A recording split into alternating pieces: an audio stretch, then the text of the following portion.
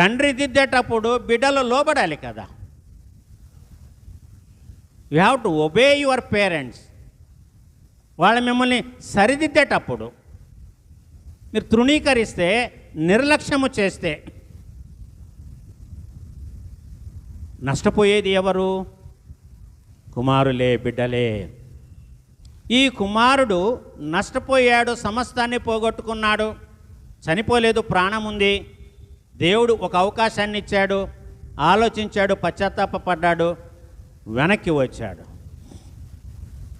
నరులారా తిరిగి రండని నీవు సెలవిస్తున్నా. Come back.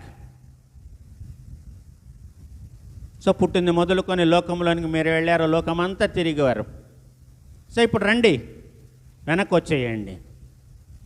మీరు ఏమి చూశారు, మీరు ఏమి సాధించారు, మీరు ఏమి అనుభవించారు, ఏది పోగొట్టుకున్నారు?